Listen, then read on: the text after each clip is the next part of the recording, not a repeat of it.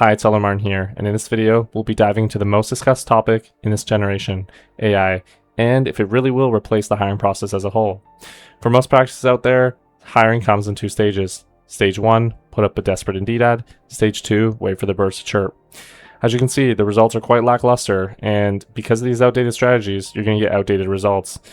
That's why about 88% of practices around the country struggle to hire clinicians. But in today's video, we'll be diving into the realm of AI, what AI has done so far to hiring, what it'll be doing in the future, and how you can navigate it. But if this is the first video you've seen by me, my name is Oplin Recruiting. I'm a recruiter who helps practice owners hire PTs, OTs, and SLPs. And my number one goal with this channel is to escape the corporate recruiter realm and provide you real human-like content that actually works. So I hope that was a nice quick introduction. Let's get into today's video. So I really want to talk about how AI has changed hiring in this generation, specifically in 2026. It seems like every month there's new things that come out. There's new posts on LinkedIn, there's new companies that are coming out, new softwares, tools, gadgets, all these little things that can help you out with hiring. Even the smallest, minute details, AI is creating it, right? So first few tools that have really been popular, they've kind of been standardized in recruitment and the hiring society for practice owners, is tools like CRMs, ATSs, chatbots, AI recruiting agents, which is coming out more popular nowadays, and it just keeps on going. But those are the few main popular ones I've been seeing. And if you're not aware of, CRMs are essentially just candidate relationship management. So it could be like spreadsheets. Typically now it's just AI filtered softwares that put in all the details for you, and it just plugs and plays into your practice, right? ATSs are applicant tracking systems, so they essentially track the whole applicant's journey from applying to the job ad to signing the job offer with you, right? So this is for big companies, specifically CRMs and ATSs and AI agents. They're all kind of designed for big companies, big corporations that have multiple applicants, multiple candidates, multiple roles that need filled, so they can kind of organize everything, and it basically just brings order to chaos, right? So how to filter through the noise. So as discussed, there are many different tools and softwares that come out annually, monthly, daily, hourly, new companies, new corporations, new startups that really are trying to utilize AI and take advantage of the trend, hop on the trend, and bring in new filtered gadgets, catered tools, softwares to really level up and add to the market. But as a practice owner, this can be very overwhelming, especially if you don't spend too much of your time in the hiring process, which you probably don't.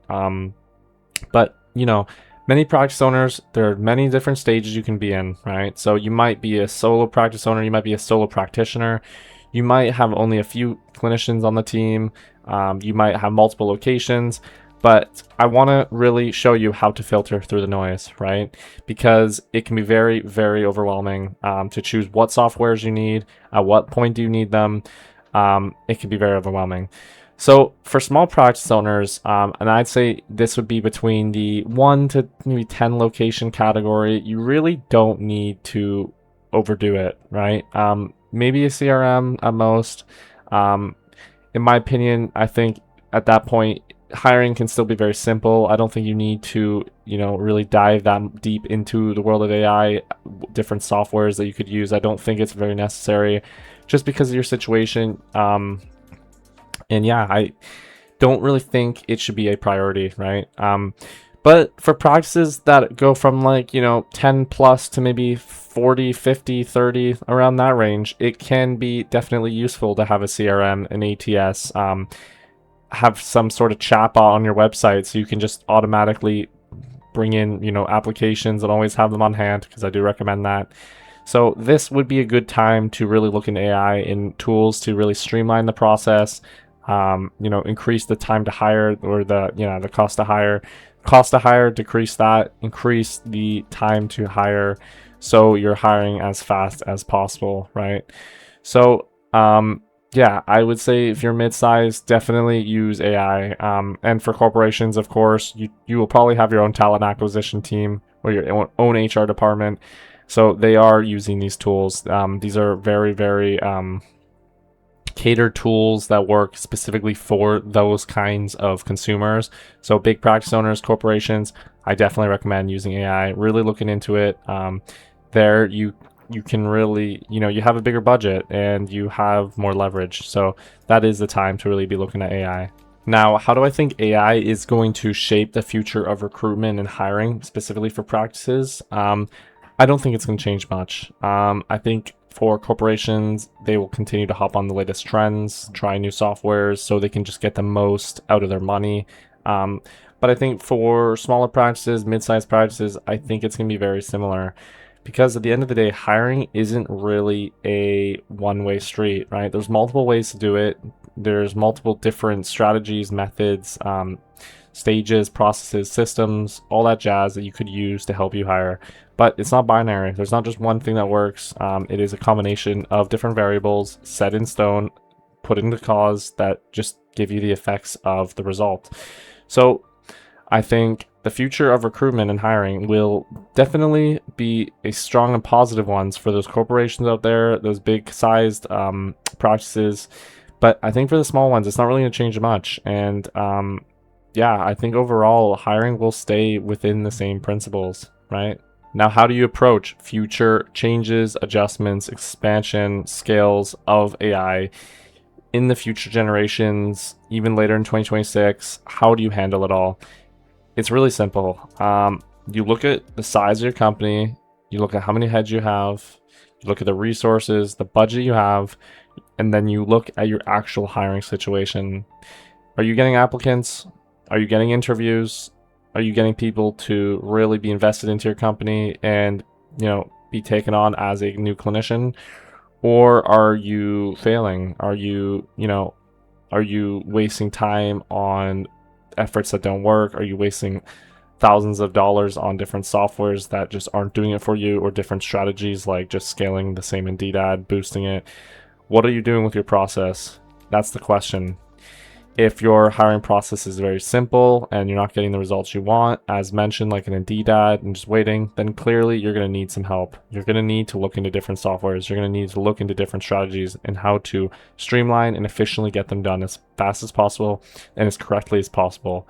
But if you are able to hire and hiring isn't a problem for you, you can hire when you need, you have a system and process in place that works, that can be repeated by anyone on your team, then I don't see why AI would really be a worry for you. If future changes happen, I always recommend staying connected on LinkedIn, regardless of your hiring situation, regardless of the generation you're in, regardless of how big your company is and how many practices you have in locations. That is what I have to say about this topic. I think you should always be on LinkedIn. I think you should look at your hiring situation, the resources, the money, the time it's taking for you to land applicants and clinicians that come through the doors and sign that job offer. And if it's working, awesome. You don't need to worry about anything. But if it's not working, then it might be time to look into different softwares, different strategies. I always start with the system, the process, the actual strategy behind something before looking into softwares and tools, because typically the underlying thing is the actual strategy, the method that gets you there, and then the softwares, the tools, they just follow. Now, the underlying result and conclusion of this video, which is the title, do I think AI will replace hiring in the future? And my answer to this, you may have guessed it, but no, I do not think AI will replace hiring. I think hiring has too many variables. I think there's too many human-like experiences and connections that make hiring really important. Humans, especially clinicians, do not like to speak to robots. They don't want to just chat online with texts or messages. They want to actually speak to humans one-to-one, actually be hired by a real person, shake hands with a real person, sign a real contract that was given by a real person, a job offer. They want the human experience. And you're not going to get that with AI. You're going to get streamlined, robot-like, systemized, artificial crap that clinicians and just people in general, employees, they do not want to face that. People want real human connections. And as well as that, hiring is, as I said, not binary. That means there's not just a one-way street to hiring. You have multiple variables that come into play with hiring.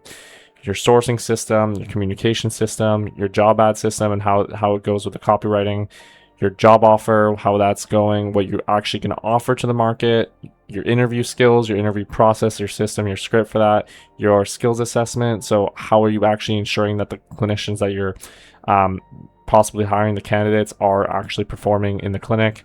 You have all these different variables that come into play, and so many of them include and involve human-like experiences and contact that cannot be replaced by robots, because simply no one will want to face that. No one will want to speak to a robot. So for those reasons today, as you may have guessed it, I do not think AI will replace hiring. I think it will streamline hiring for those bigger corporations out there that need extra heads coming in. They need more candidates coming through those doors. They got more resources. They got more, leverage. They're the ones who are going to really try to maximize each software so they can get as much out of each thing as possible, so they can get the best results because they have the most people and resources that they rely on. But I think for small practices, mid-sized practices, I don't think you have to worry about AI. I don't think you have to worry about all these softwares. My biggest recommendation to you, if you're a mid to small size practice owner, which is likely who you are, maybe 1 to 15-ish, maybe 1 to 10-ish locations, is to forget about AI. Forget about softwares, forget about tools. I recommend always being on LinkedIn in case something comes up, something big and revolutionary. But generally, 99% of the time, it will not be anything crucial. So that is my advice. Stay out of the AI lane. Hop off this, shiny object syndrome trend that everyone hops on and gets nervous about, and because they don't want to be left behind, they don't want to get, an extra. They don't want to lose on an extra 2.2% of whatever the hell it is, reply rate on a sourcing system for LinkedIn or whatnot. It doesn't matter. You are likely a mid to small size. You're likely a mid to small size company practice, and all it matters is you're getting candidates through the doors. Now, a quick summary of what we learned today and what we talked about with AI and how it will relate and correlate with hiring and recruiting new clinicians, specifically PTs, OTs, and SLPs for practices in the future. So we discussed how AI has transformed hiring in today's generation and how that works. We discussed how to remove the noise, how to stay in your own lane, look at your situation, and really just determine whether you need AI or not, or if you should just hop off this trend. And then we discussed, will AI replace hiring, and what the future of AI could look like for practices out there who are looking to hire, and how it could change their hiring process. So that is today's video. There is a funnel down below. I don't know if you'd like to click it. I'm going to be selling you something. I'm going to be selling you how to recruit, practice owners. We do it all on your behalf. And this gets you the applicants. We do the whole process on your behalf. We have a 60-day for your placement guarantee in case the new hire leaves, because we're that confident we'll find you the real right fit clinician. So you can ultimately grow your practice and get back to hiring and decrease your burnout, all that good stuff. I don't care if you click it or not, but that is a shameless plug out of the way. I hope you like and subscribe. Please share this video, comment down below, all that good stuff, because it helps out the channel. I'm going to be posting more content very, very soon, weekly content on recruiting PTs, OTs, and SLPs, and how to really master this. But yeah, I hope you have a good rest of your day, a great rest of your day, I should say. Thank you so much for watching again. I really, really appreciate you, and I will talk to you in the next video. Thank you so much.